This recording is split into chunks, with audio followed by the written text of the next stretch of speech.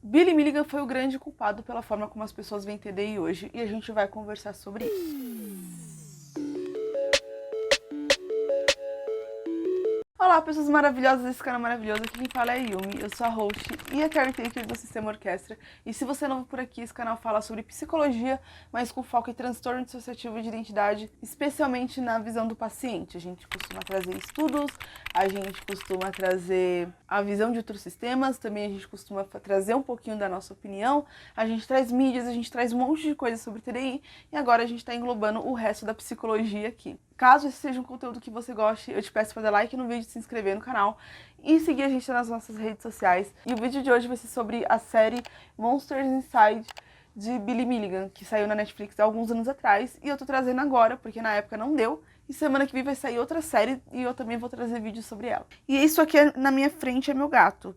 Esse não é o cenário definitivo, a gente quer mudar isso, mas como a gente ainda tá de mudança, tá organizando algumas coisas, a gente ainda tá se preparando, até pensei em gravar esse vídeo na sala, porque é um ambiente mais bonitinho, tipo, não tem essa tomada aqui. Mas eu preciso muito ler as informações, porque são 4 episódios de 1 hora cada e não tinha como eu fazer isso sem informações. Talvez esse vídeo fique muito grande, então já prepara uma pipoca, um refrigerante pra assistir, mas eu garanto que vai valer a pena. Porque aqui do lado vai aparecer a lista de gatilhos pra vocês poderem ver. E se você for um sistema ou for uma pessoa sensível a qualquer um desses assuntos, eu recomendo que você realmente não veja esse vídeo. Tem muita coisa legal no nosso canal, muita coisa que você vai gostar de ver, mas caso esse vídeo de alguma forma te trouxer alguma reação ruim, algum sentimento ruim, ou vá te desencadear lembranças não muito agradáveis, eu tô pedindo pra você não assistir. O documentário basicamente vai falar sobre o caso de Billy Milligan, que foi a primeira pessoa nos Estados Unidos a conseguir usar a defesa de culpa por insanidade com sucesso. A série ela vai mostrar bastante da vida de Milligan, desde a infância até a morte dele, vai falar sobre tudo. E eu vou trazer um resumo bem enxugado sobre isso, dar os nossos 2, 3, 10 centavos sobre isso. Eu queria saber se alguém tem uma dica pra como guardar isso aqui. Eu uso pra pendurar meus casaquinhos, mas tá aparecendo depois. Eu quero começar pela intro do primeiro episódio. A intro do primeiro episódio ela é bem sugestiva, ela é bem apelativa, ela chega a ser apelativa. São colocados vários rótulos nele, como mentiroso, fingido, manipulador, perturbado. Fala até sobre integração medicamentosa. Vamos lembrar que esse caso aconteceu em 1977. Na época ainda era conhecido como transtorno de múltiplas personalidades. A gente vê bastante disso no documentário. A série já começa noticiando todos os crimes que Billy cometeu.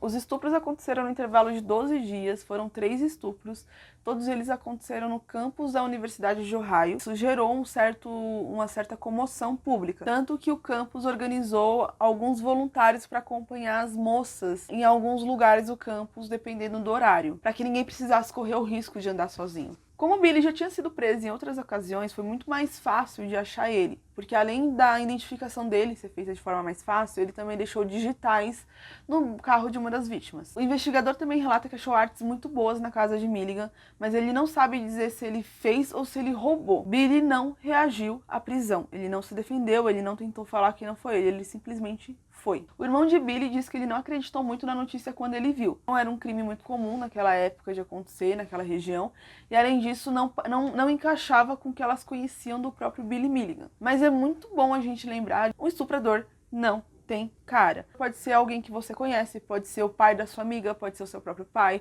pode ser o cara simpático da vizinhança. Estuprador não tem rosto. O estuprador, ele simplesmente é um estuprador, ele não segue características. Billy teve defensoria pública, ou seja, como ele não tinha dinheiro para pagar advogados, o Estado cedeu advogados para ele. 2 advogados representaram Billy nessa época e eles eram muito inteligentes, espertos e respeitados. Inclusive, Gary recomenda que ele não responda às perguntas do interrogatório. A irmã de Billy disse que não soube lidar com a notícia e que no julgamento preliminar Billy parecia muito confuso, ele parecia não entender o que estava acontecendo. E ele dizia não entender por que as pessoas estavam acusando ele de cometer crimes. A doutora Sheila Potter trabalhava no departamento de psiquiatria forense. Na época, esse departamento ele era responsável por fazer testes de capacidade e eles também eram chamados na prisão quando alguma emergência acontecia. Em uma determinada noite, Milligan tira o mictório da parede e usa os cacos para tentar cortar os pulsos. Ela também relata que sempre que tinha lápis e papel, o Billy desenhava. Os desenhos dele tinham níveis diferentes de habilidade, então ele começou a desenhar uma boneca enforcada. Começaram a levantar a suspeita de que Billy teria tendências suicidas. Como ele não sabia muito bem o que estava acontecendo, ele levantou a suspeita de que talvez ele não fosse capaz de participar da própria defesa. A doutora também explica quais eram os critérios para você enfrentar um julgamento naquela época. Você tinha que entender a natureza do crime, você tinha que saber diferenciar o certo e o errado, e você tinha que ser capaz de cooperar com seu advogado na sua própria defesa. O juiz designado na época foi Jay Flowers. O juiz Jay, ele era conhecido por ser bem rigoroso, ele respeitava muito as regras das provas e dos processos, mas isso não deixava ele ser injusto, ou seja, ele não ignoraria um diagnóstico. Então conseguiram convencer o juiz Jay a conceder uma avaliação psicológica. A doutora responsável foi Dorothy Tanner. A doutora Sheila relata que Dorothy ficou bem impressionada. Ela voltou várias vezes para avaliar Billy. Ela, inclusive, tentou aplicar o teste de Rorschach nele, aquele teste das manchas. O teste ficou tão confuso que deu inconclusivo e ela teve que descartar. Billy passou por vários testes, tanto físico quanto psicológico. Esses testes revelaram diferenças significativas de QI, dependendo do dia. O resultado dos testes variava entre o mínimo da capacidade de QI, podendo ser classificado como retardo, e até mesmo atingindo além das expectativas, colocando Billy como quase um gênio. É importante falar uma coisa sobre esse teste. Se você tem altos níveis de QI, você consegue fingir que tem baixos níveis de QI, você consegue forjar esse teste. Billy também foi levado para fazer o eletroencefalograma, e as ondas cerebrais dele apresentaram resultados de alguém muito mais novo.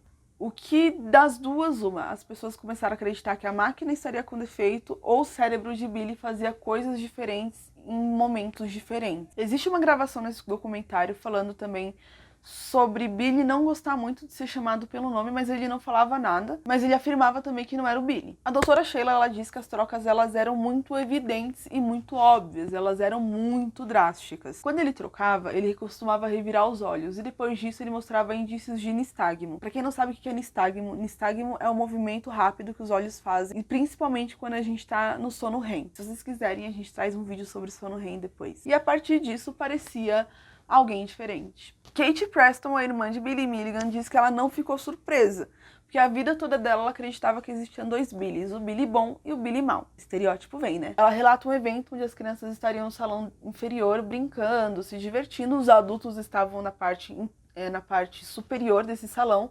O Billy, ele sai da onde estão as crianças, sobe pro salão dos adultos, fica atrás de uma mesa e questiona a mãe dele porque ela chamava ele de Billy. E a mãe dele respondia que era o nome que ela tinha escolhido para ele quando ele nasceu. A gente pode falar que isso é um indício de TDI? A gente pode falar que isso é um indício de TDI. Mas a Thaís já fez o mesmo questionamento para nossa mãe. E não era porque era outra pessoa no front. Era a Thaís tentando entender porque a nossa mãe escolheu especificamente aquele nome para ela. Tanner, a psicóloga Dorothy Tanner, ela começa a levantar a suspeita de que Billy teria múltiplas personalidades. O juiz Flowers, ele indicou George Harding, que era um doutor muito respeitado. Ele também era sócio do Hospital Harding. Esse hospital ele era referência em saúde mental na região. Harding diz que durante o tempo que ele avaliou o Billy, ele notou uma mudança em voz, comportamento, sotaque, postura. George pede para Ronald Litvak dar uma olhada no caso, avaliar o caso de Billy e opinar se ele estava insano ou não no momento do crime. Ele também chama a psicóloga Marlene Cocan, eu espero que eu esteja falando esses nomes todos certos, mas vai estar aqui embaixo todos os nomes, para poder ser a psicoterapeuta de Billy Milligan. Ela tinha bastante dúvidas sobre eles estarem tentando esse diagnóstico para Billy ser absolvido das acusações. O ceticismo ele envolveu a comunidade médica, psiquiátrica, jurídica, psicológica. Uma grande parte dessa comunidade era bastante cética. O Dr. Allen J. Francis, ele aponta que transtorno dissociativo de identidade ficou mais conhecido no século XX, com as 3 faces de Eva e também com o caso da Sibyl. A doutora Sheila, psicóloga, ela disse que nunca tinha lidado com o transtorno de múltiplas personalidades na época, então eles precisavam trazer alguém que entendesse disso.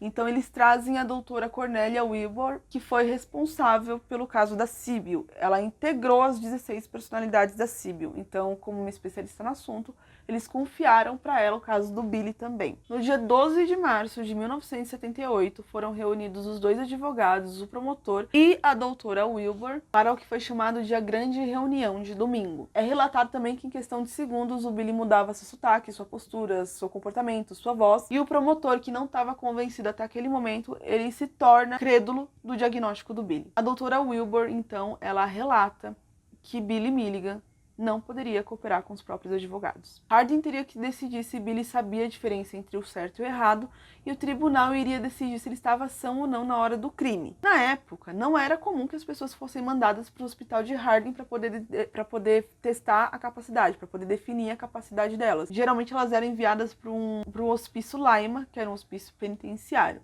Mas foi decidido que aquele seria o lugar mais seguro para Billy Milligan. A doutora Wilbur, ela fez 3 perguntas para Billy que até então ninguém teria feito. A primeira pergunta é se as pessoas falavam que Billy tinha feito algo que ele não se lembrava. A segunda pergunta foi se Billy já tinha parado em algum lugar sem saber como ele chegou lá. E a terceira pergunta era se Billy tinha a sensação de perder tempo, ou seja, passar algum tempo sem ele saber o que aconteceu. Para todas as perguntas, Billy Milligan respondeu que sim. Billy descreve alguns alters como homens, outros como mulheres, alguns com 3 a 4 anos e outros até com a sua própria idade, ou ali na sua faixa etária, sabe? Inicialmente, quem passava mais tempo no front era Arthur. Ele era um alter com sotaque britânico, ele não apresentava muitas emoções, ele costumava ficar por ali em situações aparentemente seguras, e ele também parecia ser muito um gatekeeper, porque ele também lidava com o acesso dos outros ao front, ou seja, host e gatekeeper, o que não é muito recomendado hoje em dia, justamente por coisas desse tipo. Como é que você vai ter discernimento para lidar com a entrada e a saída dos alters, decidir quem está apto ou não, se você já está muito envolvido com o front? Hagen é o alter mais, eu vou chamar de reativo, mas eu preciso dizer que no documentário ele está descrito como raivoso. E ele tinha um sotaque iugoslavo. É escrito assim, iugoslavo, juro por Deus, não foi eu que escrevi errado não. Tinha Tommy, que era o alter escapologista. Ele conseguia abrir a porta do quarto dele e ir até o portão da frente só pra mostrar e pra saber que ele conseguia também. Ele conseguia abrir portas e ele também conseguia sair da camisa de força. Tinha Christine, que era uma criança que estava sempre assustada, sempre assustada. Jim Morrison, irmão de Billy, ele fala que desde novo o irmão tem um certo talento para sotaques. A Kate, a irmã, ela diz que desde pequena ela achava que o sotaque britânico era Billy Milligan. A mãe de Billy disse que Arthur sempre esteve com ela, ele sempre esteve presente. Depois veio o Hagen e como eles falavam com sotaque ou idioma diferente, ela não entendia, mas fingia entender. Billy foi mandado para o hospital psiquiátrico pela primeira vez aos 14 anos. E lá o primeiro médico atestou que ele teria episódios de amnésia. A doutora Sheila disse que conversou com vários autores de Billy e eles falam que... Desculpa, eu acabei de espirrar. E eles falavam que Billy não tinha permissão para acordar, porque toda vez que ele acordava, ele tentava suicídio e os alters não queriam morrer. O Billy não acordava desde os 16 anos. Depois de muita persuasão, conseguiram fazer com que acordassem o Billy, tiveram que explicar para o Billy que tudo isso era verdade, e Billy parece interessado na integração. Esse é o fim do episódio 1. O episódio 2 começa com os médicos entrevistando a família para tentar entender a origem do transtorno. A gente fez um vídeo, fui eu que fiz esse vídeo, a gente falando sobre a vida de Billy Milligan, e é um vídeo bom, vocês podem assistir, mas existem algumas informações no vídeo que divergem com o documentário, porque eu fui pegando de vários sites. Esse aqui é o depoimento da própria família, então eu não vou apagar o vídeo que eu fiz há uns 2 anos atrás, porque eu acho que é importante mostrar como as coisas estão muito diferentes dos sites pro que a família relata. A série ela vai falar sobre toda a história de vida da mãe do Billy antes de casar com o pai do Billy. A Dimitra até escreveu essa parte na hora de fazer as anotações, mas eu achei melhor tirar, porque esse vídeo já vai ficar suficientemente grande para eu falar de muita coisa aqui. E tá na Netflix, é só assistir lá, caso vocês queiram saber isso detalhadamente. Quando ela conheceu Johnny Morrison, ele era um comediante, músico, mestre de cerimônias, já bem sucedido com uma vida estável. Dorothy, na época, era descrita como uma mulher muito bonita. Então, eles tiveram um caso, onde o primeiro filho, o Jim, nasceu em 1953. Em 1955, nasceu Billy, e em 1956 nasceu Kate, a irmã mais nova. Morrison tinha depressão, na época tinha outros homens, mas ele tinha depressão. Ele era viciado em álcool e jogos e também em drogas. Ele era bastante ciumento com Dorothy. Dorothy acaba mandando Morrison embora pela segurança dos filhos e após algum tempo ele comete suicídio. Dorothy não conta a verdadeira história da morte do pai para os filhos, ela conta que ele sofreu de hemorragia, mas anos mais tarde eles descobriram. Não sei se ela contou, não sei se foi... se alguém contou, não sei. Não é dito como eles descobrem, tanto na série quanto aqui. Mas na carta de suicídio do pai de Billy Milligan, ele fala que Dorothy estava enlouquecendo ele. Após isso, eles voltam para Ohio, para uma fazenda onde Dorothy cresceu, e ela reata com seu primeiro marido, Dick Jonas, mas o casamento ele acabou muito rápido. Após o casamento com Dick chegar ao fim, Dorothy trabalhava numa fábrica de dia e cantava em algumas casas noturnas à noite. E foi em uma dessas casas que ela conheceu Chalmer Milligan. Os filhos relatam que no começo Chalmer Milligan parecia ser um homem muito bom. Ele tinha uma filha já de um outro casamento, cuja qual ele era super protetor, que se chamava Chala Milligan. Ela tinha alguns meses assim de diferença de idade do Billy, e quando Dorothy e Chalmer se casam, eles decidem adotar uns aos filhos do outro, assim se tornando a grande família Milligan. O irmão mais velho de Billy Milligan relata que Chalmer parecia se importar muito com ele e com as crianças, mas que rapidamente ele se transformou num cara abusivo e controlador. Podem ver, meu gato é um tanto quanto carente. Chalmer também era agressivo com Dorothy e ele era muito ciumento. Um dos episódios que os irmãos Milligan conta, Chalmer começou a agredir Dorothy porque viu ela interagir com um homem negro no trabalho. Nesse episódio, ela lembra que Chalmer começou a bater a cabeça de Dorothy no chão, enquanto os filhos presenciavam isso. Chalmer mandou todo mundo ir pro quarto e Billy tava lá, mas não era bem Billy. Ele ficava se balançando, fazendo um som, fazendo um zunido. Kate relata que eles treinaram o cérebro para poder entender o humor de Chalmer pela forma como ele dirigia, andava, acendia a luz, caminhava, falava, para eles poderem saber os próximos passos, para eles saberem como agir, para eles saberem o que viria depois. Jim relata que ele e Billy, eles apanhavam fora de casa, eles apanhavam em um cômodo separado, que Chalmer colocava uma lista telefônica na frente do peito ou do lado da cabeça dos filhos para socar, assim não tirava sangue e também não deixava marcas. Ele também diz que se qualquer um dos dois contasse para a mãe ou para as irmãs, ele iria matar. Chalmer odiava especificamente Billy. O pai de Chalmer deixa para ele uma fazenda de 35 hectares para onde eles se mudaram. E aquela fazenda virou um grande local de tortura silenciosa, especificamente o celeiro. Tem relatos de Billy falando que coisas ruins acontecem no celeiro. A doutora Sheila conta que Billy falou que foi estuprado 3 ou 4 vezes e que ele era constantemente torturado. Chegou a um ponto onde Chalmer fez Billy cavar uma cova, se deitar nela. Ele foi enterrado vivo, basicamente, só deixando o rosto de fora. Foi colocado um cano no seu rosto, com a parte para o rosto dele, e Chalmer urinou no outro lado, quase afogando ele. Walter, que se lembra de todas essas violências, é David. Kate e Jim relatam sobre uma noite específica onde Billy e Chalmer entram em confronto. Chalmer arrasta Billy pelo cômodo, empurra ele na parede e começa a estrangular. O Jim, o irmão mais velho, ele pega uma faca, ameaça Chalmer, expulsa ele de casa e diz que se ele voltar, ele vai matá-lo. Arthur diz que Billy não se lembra da mãe, além dos momentos onde ela estava no chão, sangrando, devido às agressões. A irmã de Billy fala que depois disso ele começou a cometer pequenos delitos, mesmo sem entender muito bem quão grave isso era. Em 1972, Billy foi detido por um suposto sequestro e estupro. Billy disse que não faria isso e que eles só beberam. Em 1975, Billy foi preso por assaltar uma farmácia. O advogado dele consegue um acordo, fica numa sentença menor e sai da prisão em 1977, no mesmo ano onde ele foi preso por cometer os estupros em Ohio. Adalena ou Adelana, eu não entendi muito bem a pronúncia, era a Alter que teria cometido os abusos. Reagan diz ter cometido os assaltos, mas não os estupros. Adalena dizia que os meninos não entendiam muito bem o que era o amor ou a necessidade de sentir o amor, que ela não sabia muito bem o porquê que ela tinha feito isso, que ela se sentia muito sozinha, que ela sentia muito por ter destruído a vida de todo mundo. No documentário é explicado por que atualmente o TDI não é encaixado nos termos de insanidade no tribunal. Filosoficamente é muito difícil definir o que significa ser uma pessoa, o que é ter responsabilidade, o que a gente faz quando uma parte do sistema não sabe dos outros. Muito difícil provar, é muito difícil entender, é muito difícil lidar com isso legalmente. Na época era necessário saber e entender se Billy sabia que o que ele fazia era ilegal. Então começa uma abordagem pela doutora Wilbur, fazer os alters integrar em uma pessoa só para ele poder ir a julgamento. É importante a gente falar da integração aqui, porque ela fundamentou um pouquinho sobre a opinião de orquestra que vai vir depois da gente explicar os 4 episódios. A integração, ela não consistia em superar os traumas, quebrar as barreiras dissociativas e tal. Em partes, provavelmente, porque a galera não entendia como o transtorno funcionava, e em partes porque não sei, sinceramente não sei.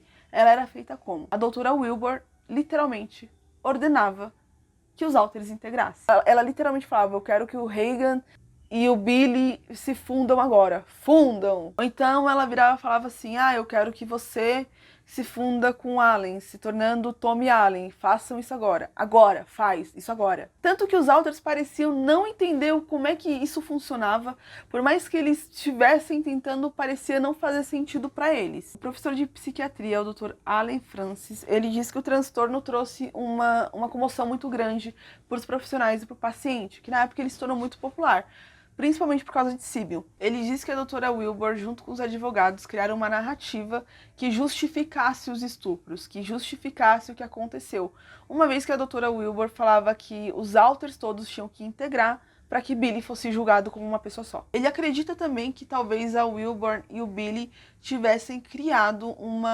mesmo que da parte dela fosse sincera, da dele nem tanto, para poder escapar da acusação, para poder escapar da condenação. Essa narrativa explicaria e daria uma desculpa tanto para o público como o judiciário pelos crimes horrendos que foram cometidos por Billy Milligan. Ele também disse que na época a defesa do Billy e Wilbur se aproveitaram disso, se aproveitaram da narrativa que Billy estaria insano e fez diversos profissionais da saúde mental escreverem que Billy não era culpado porque foi uma de suas personalidades, foi um de seus alters e não ele que cometeu o crime. Ele disse que naquela época deu certo, porque era mais fácil alegar insanidade e porque o transtorno ele ficou muito famoso em um período de tempo muito curto em partes específicas do país. Para Allen, Billy foi um vigarista que soube se safar de um assunto e de um transtorno muito comentado na época. Billy foi a julgamento porque foi atestado que todos os seus 10 alters se fundiram em uma pessoa só. O Dr. Martin, um psiquiatra que acredita no transtorno, ele tinha bastante medo que o médico pudesse sugestionar essa ideia no paciente, que ele pudesse colocar essa ideia no paciente, e que o best-seller de Síbil,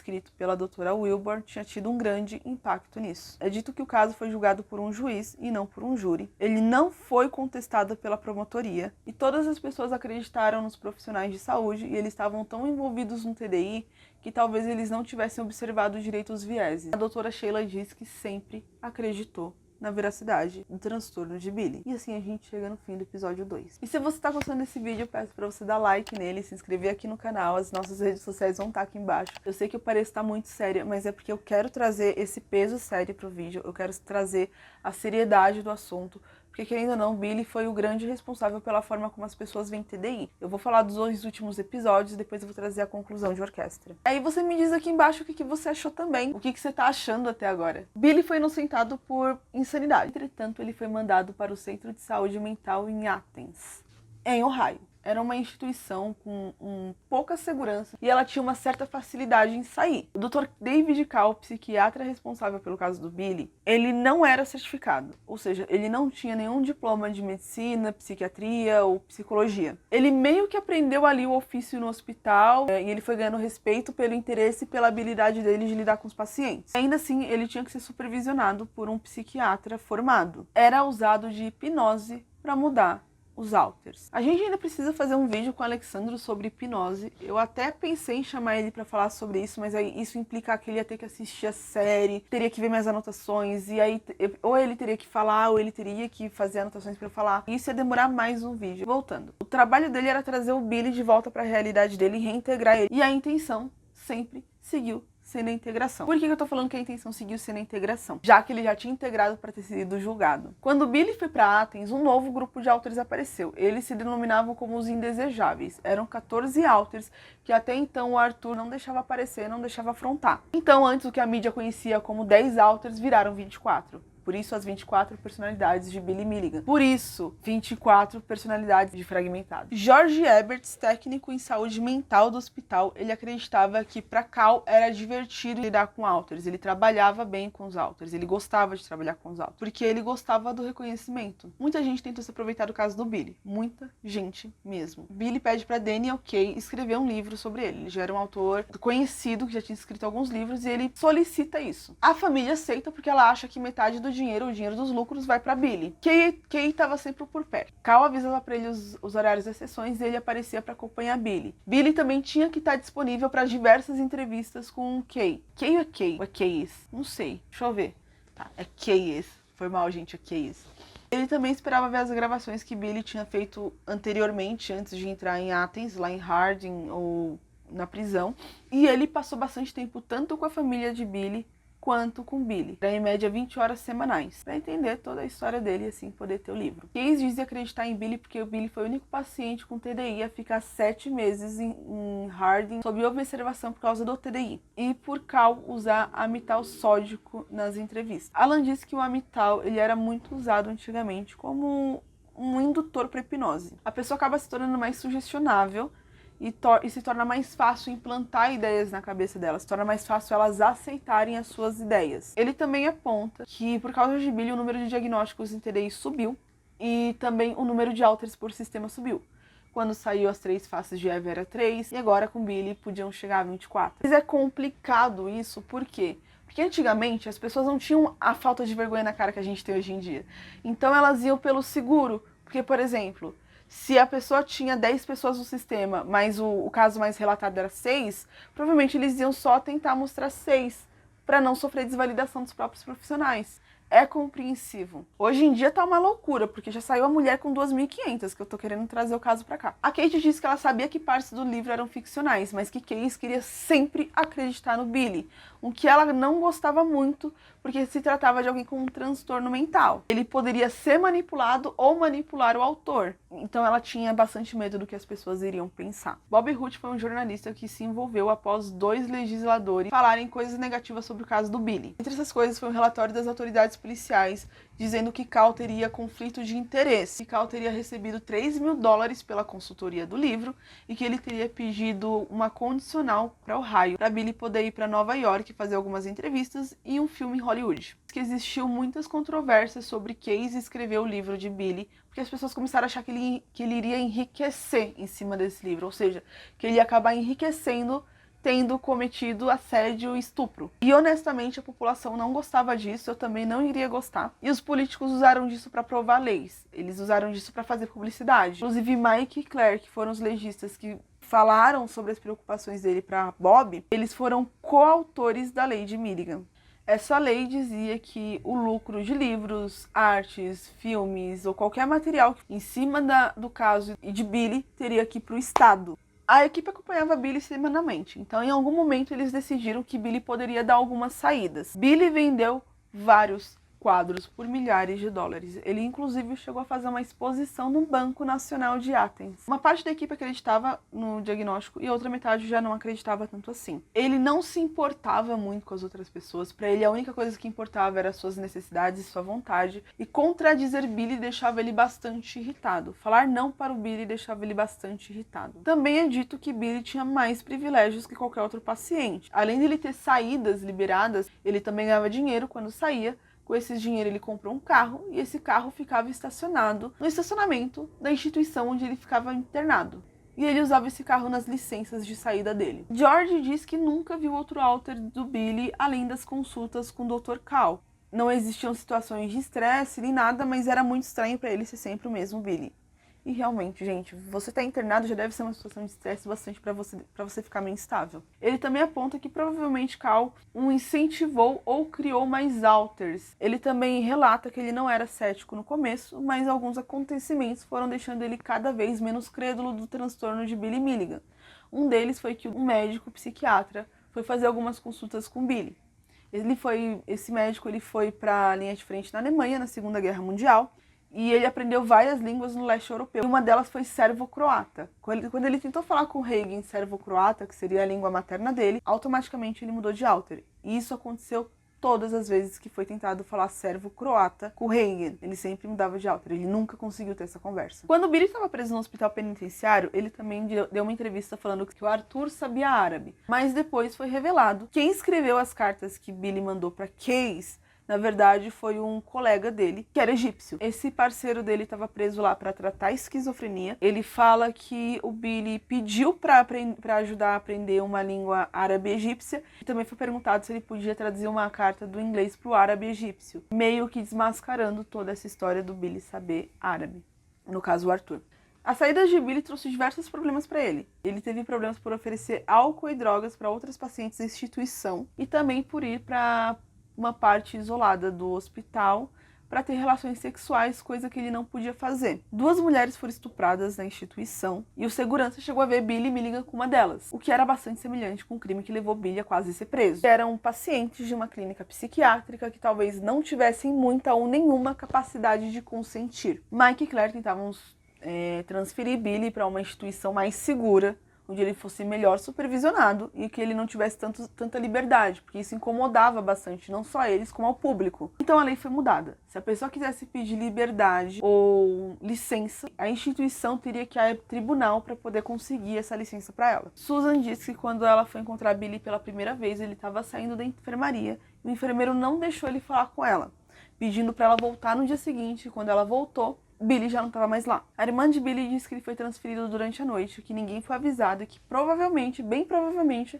ele foi transferido antes que alguma coisa ruim acontecesse com ele. Em Lima, ele foi colocado em uma unidade de segurança máxima, seu medicamento foi mudado e o tratamento dele também. No final foi relatado que em Athens as coisas não aconteceram bem como falaram que aconteceram, mas por questões políticas o Billy não poderia voltar para lá. Ele começou então a ser medicado pelo Dr. Lewis Lindner e não acreditava no transtorno dissociativo de identidade. A doutora Judith Box disse que chamaram ela para avaliar o caso. Eles diziam que queriam uma segunda opinião, mas ela estava bastante convicta de que, na verdade, eles queriam que ela contestasse o diagnóstico que a Wilbur e o Harding tinham dado já sobre TDI. O que não aconteceu porque ela confiava bastante na opinião dos 2 médicos. Ela também conta que ela não conhecia o tratamento oferecido em Lima, mas geralmente essas instituições consistem em ministrar drogas. O que, segundo ela, era útil para esquizofrenia, alguns outros transtornos, mas para histeria ou transtorno dissociativo de identidade era preciso terapia. Então não estava sendo efetivo para o Billy. Segundo ela, o Billy estava sendo tratado por esquizofrenia, o que é muito diferente de TDI. Aqui é importante dizer 2 coisas. Eu acho que se o paciente foi diagnosticado com TDI, por mais que você não acredite no transtorno, ele foi condenado a cumprir tratamento em uma clínica para aquele transtorno. Então você tem que seguir o tratamento para o transtorno designado. Segundo, por mais que ela confiasse nos diagnósticos dos médicos em questão, avaliar nunca é demais. É sempre bom você ir lá com outros olhos e com uma visão neutra. Até porque a gente está falando de uma pessoa que cometeu estupro. Uma pessoa que provavelmente ou poderia alegar liberdade, ou poderia pedir liberdade. Então, a gente tem que ter esse tato. A doutora Box também diz, foram feitos alguns workshops com Cal. Ele dizia que era importante catalogar e descobrir todas as funções de todos os alters. Era importante saber todos os alters que existiam no sistema. Aí ela acabou descobrindo, ela e mais outros psicólogos, que quanto mais se fazia isso, mais alters surgiam e todo mundo foi parando de fazer isso com o tempo. David Malavista, ou é Malavista? Não sei, eu não sei pronunciar, desculpa. Ele era um psicólogo de Athens e ele acreditava que Cal não só estaria interessado em supervisionar o caso, mas controlar e administrar todos os aspectos dele. A doutora Box tratava Milligan como TDI, Lindner não acreditava nisso e os 2 sempre entravam em conflito por causa disso. Susan fala que isso fazia ele se perder mais, que às vezes ele dormia, acordava e tinha passado um mês, que ele dissociava muito, já que ele não estava tendo tratamento correto. Até que o estado decidiu fechar Lima e Billy foi transitando entre várias clínicas até voltar para Athens e Cal voltar a ser o seu médico. O Dr. David diz que ele sempre se aproveitava sexualmente das pacientes. Ele chegou a inclusive se envolver com uma funcionária do hospital. Don Bartley era um amigo de Billy que ele conheceu na instituição. Eles ficaram muito amigos, o que fez com que Billy conhecesse a irmã dele, tenda quando ela ia visitá-lo. Segundo a história, eles se apaixonaram e eles se casaram. A mídia ficou bastante em cima do casamento, porque se tratava de uma pessoa, além de ter um transtorno mental, ela estava internada sob condenação, e parece que depois de um tempo a própria tenda descobriu que ela não tinha tomado a melhor das decisões. 51 dias depois do casamento, ela deixa uma carta falando que não podia fazer isso, ela pega uma parte do dinheiro dos royalties do livro e sai. Eu vou ficar com raiva, não vou. Cal começa a trabalhar com Billy Milligan de novo para ele poder ter uma vida normal e poder voltar para a sociedade. Kate fala que quando ele teve a liberdade para ir vir ao hospital, ele alugou uma fazenda, comprou alguns gados e ele queria ficar sozinho, ele queria se isolar. Segundo o jornalista do Athens Messenger, Billy conheceu ainda uma estudante muito bonita da Universidade de Ohio, Becky Burkhardt, que vendia pinturas. Ele até criou uma fundação para crianças vítimas de abuso. Ele meio que conheceu Billy no melhor momento da vida dele. Jim Murray, em 1984, ele conheceu Billy e ele estava produzindo uma novelinha de uns 15 capítulos. Entre esses personagens dessa novela, ele chamou o prefeito, chamou o delegado, chamou várias pessoas conhecidas na cidade para interpretar ela mesma. Ele também chamou Billy para que as pessoas conhecessem o outro lado dele, além do criminoso estuprador, mas como eles ficaram muito próximos, ele acho que acabou interpretando mais episódios. O xerife Bob Allen dizia publicamente que ia pôr Billy atrás das grades novamente, que era o lugar dele, que ele não queria Billy em seu condado, e por suas propriedades serem vizinhas, eles viviam entrando em conflito. Susan diz que havia vários relatos de Bob perseguindo Billy Milligan. Um dia ela ligou para perguntar sobre isso e ele disse que não teria problema em contratar 2 caras para matarem Billy. O episódio que fez a comunidade voltar a ter um pé atrás com Milligan foi quando ele foi andar com um dos funcionários de carro, um dos funcionários do hospital de carro, e ele dispara contra o trailer do supervisor desse funcionário. E ele alegava que ele não estava presente no momento do crime, que não tinha sido ele, que tinha sido o funcionário, inclusive que eles estavam em lugares diferentes da cidade no momento que o crime aconteceu. Que o funcionário estaria com o carro e Billy estaria em casa. Em 1985, Billy é julgado por perjúrio, por vandalismo e por intimidação de testemunha. Alan Goldsberry, ele parou de representar Billy nesse caso, porque ele não seguia os seus conselhos. Isso continua até ele enfrentar o júri, quando Alan disse que ele não precisava, que era melhor ele não ir.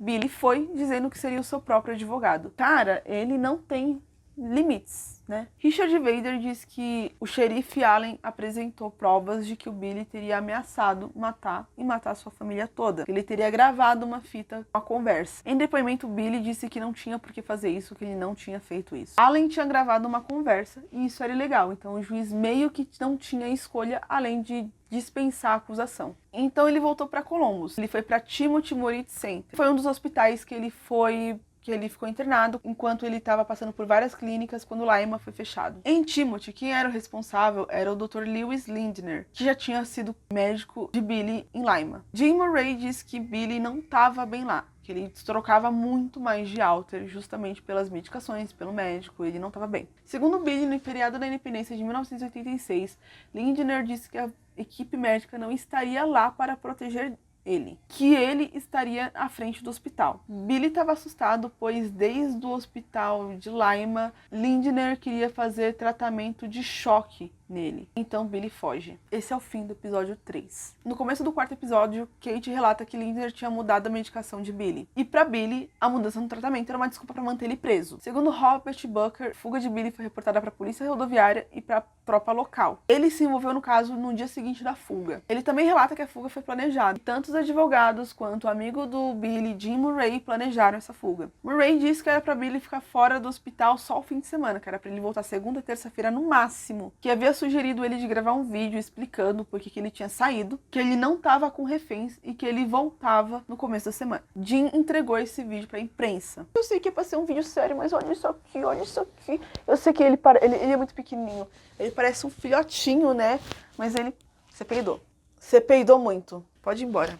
Bob Ruth diz que parecia que a história do Billy nunca ia terminar, que sempre que ele estava perdendo a relevância, ele dava um jeito de aparecer na imprensa de novo. É apontado que teve muitos médicos e muitos advogados de Billy envolvidos nessa história, que a maior preocupação deles era sobre quando a medicação acabasse e ele voltasse a fragmentar. O Ray fala que além de contato com Billy, ele também estava em contato com as pessoas que tinham que que queriam mandar ele de volta, porque teria que ser satisfatório para todo mundo. Ele fala que Billy queria que a equipe antiga cuidasse da da medicação dele e ele começou a estabelecer termos e regras para ele voltar. E aí Jim fala para eles saírem do estado, para eles ficarem mais seguros, e aí eles decidem ir para o Colorado, que para eles poderiam voltar a qualquer minuto. Ele diz que lá parecia ótimo, eles alugam um carro, esse carro fica com Billy quando Murray volta de avião. Quando Billy deixa esse carro no aeroporto, esse carro é encontrado, o caso vai para o FBI e vira um caso nacional. Ele toma proporções nacionais. Mark, agente do FBI, diz que nunca ouviu falar de Billy até ele se envolver no caso. Ele foi considerado armado e perigoso. E aí foi descoberto que ele tinha um parente no Canadá. Dia 16 de julho de 1986, Billy liga pro irmão dele. Ele diz que ele tá bem, que ele tinha sido levado pro Colorado, que ele tava pintando e tava ganhando dinheiro. Ele também fala que no mesmo dia vai pegar um avião pra Seattle e que ele vê ele no dia seguinte, no dia 17. Jim, o irmão de Billy, relata que ele tava bem. Relata que ele parecia tranquilo, mas ele não podia levar ele até a Colômbia Britânica. Mas tinha uma cidade chamada Bellingham que ele ia gostar porque lembrava bastante Athens. Billy gosta e decide ficar. Jim Murray, o amigo de Billy, ele conseguiu com que Billy conseguisse um novo nome, novos documentos, e agora era Christopher Carr. É que são dois Jims, aí fica difícil, né? Então eu vou chamar um de Murray e um só de Jim. O Jim é o irmão de Billy e Murray é só amigo. Jim diz que Billy queria conhecer outros lugares, ele queria viajar, ele tava querendo conhecer o mundo, né? Ele faz passeios com o irmão, ele ajuda o irmão. Ele diz que dá material de pintura pro irmão. Jim também diz que ninguém de departamento de segurança nenhum nunca entrou em contato com ele. Ele começa a registrar as conversas com o irmão, seja por escrito, em diários ou por gravações, mas ele começa a fazer esses registros. Ao deixar ele em Bellingham, ele liga pro Gary, o advogado de Billy, que fala que ele estragou tudo, que a galera de Ohio tá muito chateada com ele. Jim reporta que Gary disse que ele poderia apenas entrar na floresta e cometer suicídio e acabar com isso. Iria nos poupar de muitos problemas. Após isso, Jim liga para Murray e eles começam a se falar meio que diariamente. Jim começa a mostrar preocupação pelo Billy. Murray diz que sabia que Billy precisava de assistência porque ele estava a ponto de surtar.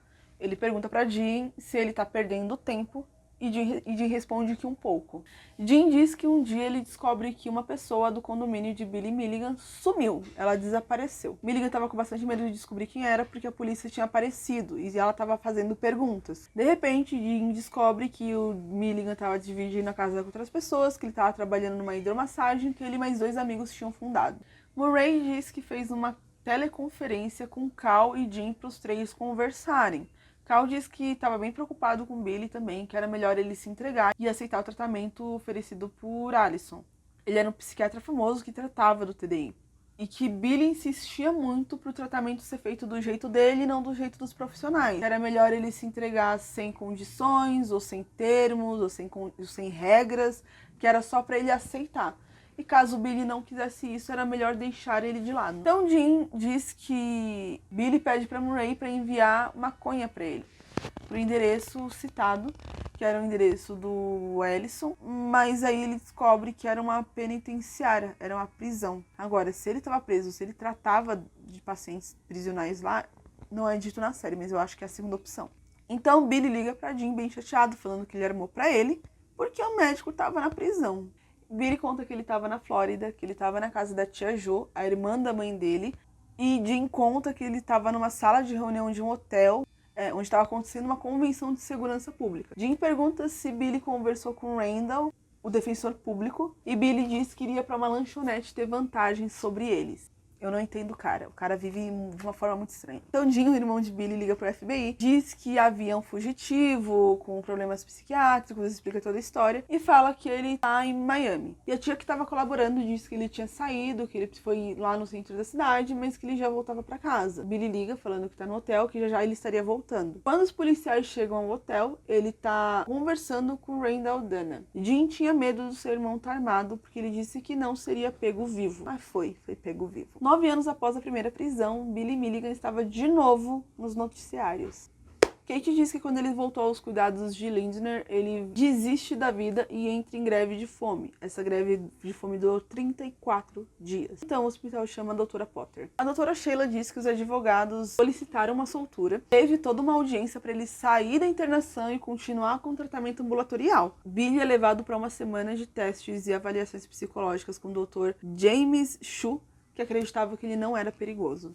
então, do departamento correcional, deu um emprego para ele de programador que tinha mais ou menos o contrato de uns 90 dias para conseguir ajudar ele a começar com a vida. Mark diz que enquanto conversava com agentes do FBI, ele descobriu sobre o vizinho desaparecido de Billy, em setembro de 1986. Foram interrogadas várias testemunhas, vários vizinhos, inclusive Christopher Carr. A proprietária diz que a última vez que ela viu Mike Madden foi quando os dois estavam conversando. Quando ela foi cobrar o aluguel, os dois eles estavam conversando. Eles pareciam estar discutindo. Parecia que Mike falava uma coisa, Billy respondia e Mike não estava muito convencido da resposta dele. Billy se irrita, ele entra no apartamento e Mike nunca mais é visto. Mike Madden ele recebia um auxílio das Forças Armadas por invalidez. Ele recebia esses cheques todo mês. Se alguns desses cheques foram forjados e os depósitos estavam indo para uma conta conjunta do Christopher e do Mike Madden. Quando uma moça vai limpar o apartamento do Christopher, ela vê vários extratos bancários e alguns documentos pessoais de Mike Madden embaixo da cama de Christopher Carr. Willis acredita que a discussão se deu porque Mike descobriu e deu falta de alguns depósitos, de algum dinheiro. E 3 dias depois do último dia que Mike é visto, Billy saca um cheque. A polícia vai até um primo de Milligan que diz que ele ficou lá por um tempo, mas não estava mais lá. Ele tinha deixado alguns pertences. Entre esses pertences estavam 2 malas, alguns materiais de arte e 2 lentes com uma armação que estava junto. Elas pareciam ser de Mike e elas pareciam estar sujas de sangue. Como ainda não existia o exame de DNA, o teste de DNA, eles não tinham provas o suficiente. Tanto o pai de Mike quanto as pessoas do convívio de Billy, ambas acreditam que ele matou Mike. Bob Baumgartz, eu acho que é assim que fala, ex-cunhado de Billy, relata que a Tracy ligou assustada, pedindo para ele passar a noite na casa dela, pois Billy teria ameaçado ela de morte. E ele foi. De madrugada, umas 2 da manhã, o Billy liga para Tracy. Rob não atende, mas ela sim. E ele diz que ouviu Billy dizer a seguinte frase: "Eu sei que Rob está aí.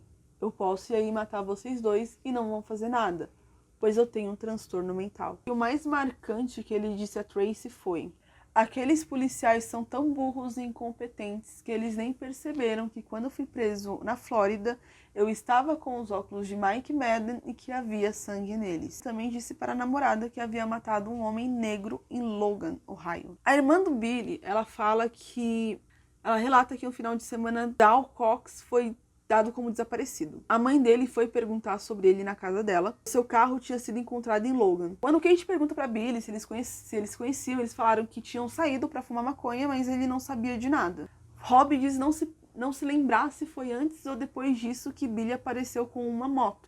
E ele entregou uma quantia grande de dinheiro para a irmã dele. Nesse ponto da série, alguns profissionais, eles falam sobre o transtorno do Billy, eles falam como isso foi impactante para a época. Eles também falam muito sobre como a vítima foi esquecida. Eles até mencionam que o diagnóstico que Billy recebeu em 1970 estava correto, porque se tratava de uma histeria grave com características que podem ser chamadas de antissociais. Segundo Andrew, um jornalista, a vida de Milligan se tornou célebre. Leonardo DiCaprio iria interpretar Billy Milligan. James Cameron foi com Billy até o celeiro, a fazenda e os locais onde os crimes e os abusos aconteceram. Ele foi levado até Los Angeles e Brian, um amigo de Billy, disse que ele tinha maconha, drogas e qualquer outra coisa que ele pudesse à disposição.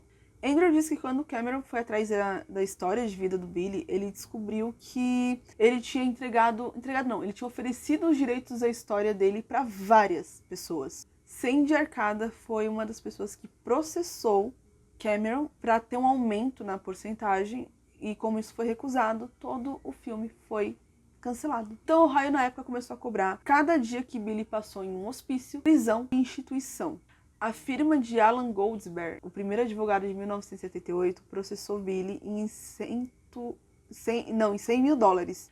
Billy não tinha como pagar, então ele declarou falência. Quando as vendas do livro começaram a lucrar bastante no exterior, a lei de Milligan foi aprovada. A vara de falência recebeu a jurisdição e os royalties do livro foram para o Estado e outros credores. Kate diz que Milligan foi para Las Vegas e começou a apostar lá. A família até se ofereceu para pagar um ano inteiro de aluguel, mas ele falava que aquilo não era apostar, pois ele sabia que iria ganhar. Ele ficou bem até ele ter de novo alguns problemas de instabilidade mental e ser preso 2 vezes. Ele pediu para voltar para Ohio, a Kate comprou um trailer para ele viver tranquilamente no campo. Em 2012, ela conta que ele foi diagnosticado com câncer. Ele estava com bastante medo e ele continuava bebendo bastante e não se cuidava. Deixa eu só passar aqui sua patinha, meu anjo, porque você tá me dando aqui. aqui, ó. A sobrinha de Milligan diz que ele era o tio legal, que ele mimava ela e contava aquelas histórias de jogos, ele era sempre o tio divertido. No final de sua vida, ela meio que se torna uma cuidadora. Ele liga pra ela e pede pra ela ir visitá-lo no hospital.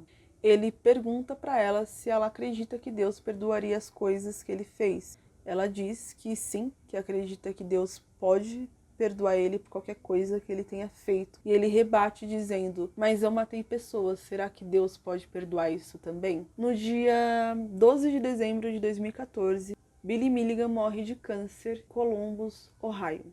Billy morreu com muitos títulos: inteligente, manipulador, charmoso, talentoso, frágil, problemático, perigoso, autêntico, vigarista, interessante, incomum, persuasivo e a lista segue.